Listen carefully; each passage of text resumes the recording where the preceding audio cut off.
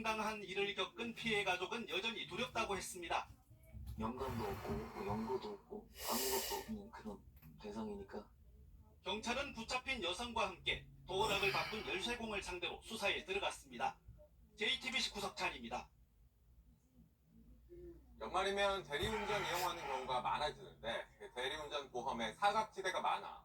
사고가 나면 대리운전 기사는 물론 차를 맡긴 차주도 곤란한 경우가 많았습니다. 금융당국이 내년부터 대리운전자 보험을 손보기로 했습니다. 어떤 게 달라지는지 김도훈 기자가 짚어드립니다. 술자리 잦은 요즘 대리운전 불러 귀가하는 분들 많은데요. 그동안 대리운전으로 메이저리그 홈페이지 MLB.com이 오늘 이정우 선수를 샌프란시스코의 얼굴로 내세웠습니다. 이정우가 샌프란시스코에 확실한 정체성을 심어주는 게 팬들의 소원이라는데요. 이정우만의 뭔가 다른 야구, 그건 뭘까요? 정수환 기자입니다. 샌프란시스코가 자랑하듯 만든 입단 영상에서 이정우는 만화야구의 주인공처럼 등장합니다. 어떤 상황에도 방망이로 공을 맞춰내고 빠뜨릴 것 같은 공도 이것 잡아내 못 박았습니다. 이번엔 이정우만의 뭔가 다른 야구가 샌프란시스코의 색깔을 바꿀 수 있다는 기대도 제시됐습니다. JTBC 정수입니다. 우리 축구는 64년 동안 아시안컵 정상에 오른 적이 없었죠. 오늘 그 저주를 풀기 위한 여정이 시작됐습니다. 축구대표팀이 소집됐는데요. 조규성 선수도 일찍 합류했습니다. 지금의 대표팀에선 누가 봐도 첫 번째 공격수입니다.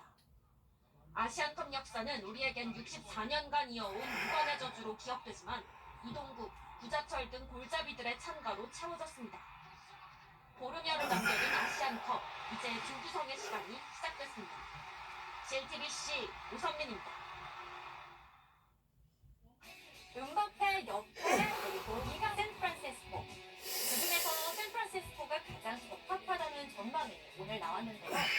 이정우 선수와 한 팀 정말 가능할까요? 0대 0으로 끝난 경기 이제 승부차기입니다. 지금부터는 빨리 감기가 필요합니다. 한우와 탄식, 그 사이 기도까지 천태만상이죠. 양 팀이 각각 5명을 했지만 4대4 여전히 독점. 다 더해봤더니 35,000톤이 넘었습니다. 이산화탄소로 환산하면요 5억 2천만 톤이나 되는 엄청난 양이죠.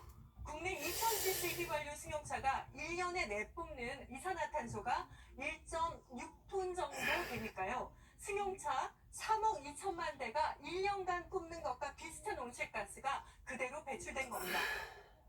전 지구적인 규모에서 2019년에 배출되는 양에서 한 반 이상은 중국 동부에서 배출되는 다시 재활용을 한다든지 하게 되는데요. 이런 과정들의 또 다른 에너지가 사용이 되게 됩니다.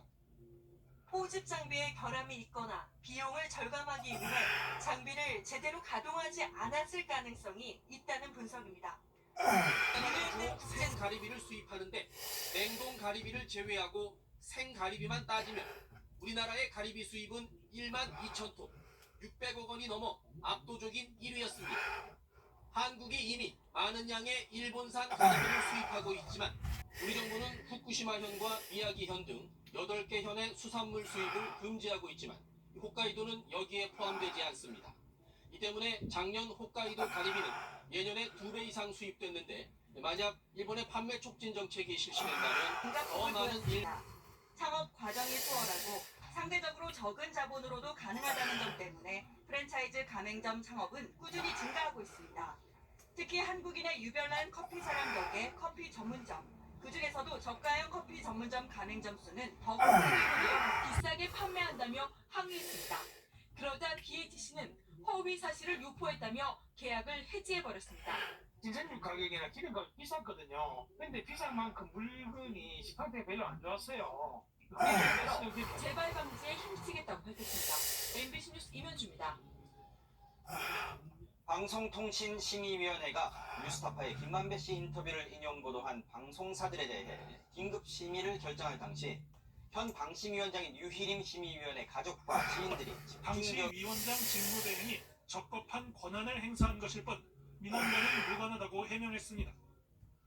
또 인터뷰 인용 보도로 과징금 부과 대상이 된 MBC군이 관련 의혹을 보도한 것 이해 충돌 시비를 피하기 어렵다고 했습니다. 이어서 배경환의 유일임 위원장은 입장문에서 민원인들에게 사과한다고 했습니다. 민원 내용이 유출돼 고통을 겪었다는 겁니다. 그런데 이들은 결국 동생, 라는 의견을 냅니다. 유 위원장 친인척과 주변인들이 이미 민원을 쏟아내기 시작한 다음 날이었습니다. 황성욱 위원장 직무대행은 민원이 들어왔는지 직원에게 확인했고 곧바로 긴급 안건으로 올리자고 결정했습니다.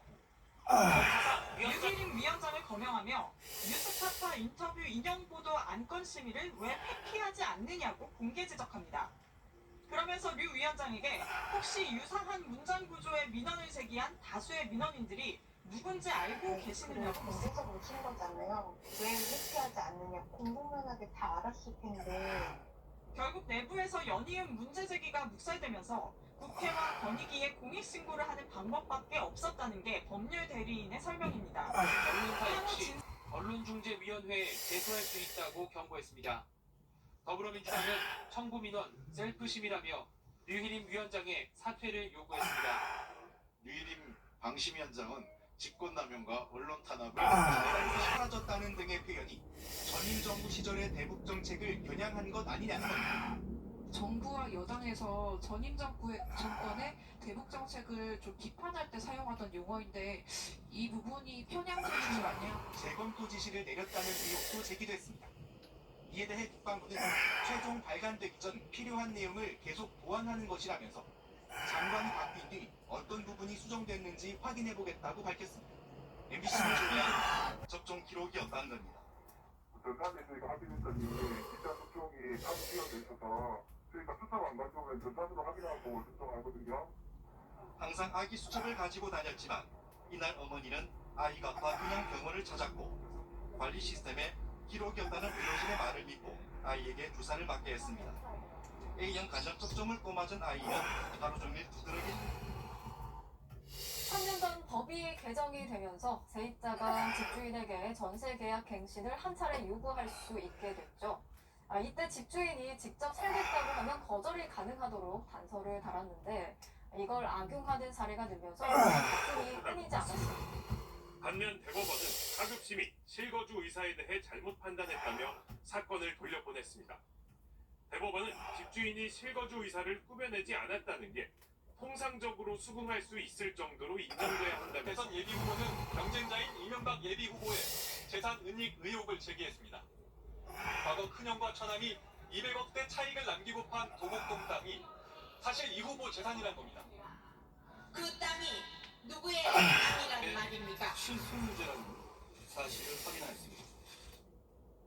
2007년 수사공고를 발표하던 김홍일 검사는 할 수 있는 조사를 다 했다고 했지만 이 전 대통령은 검찰 수사 도중에도 버젓이 다스비 자금 20여억 원을 대선 후보 경선 자금으로 썼습니다. 검찰청 바로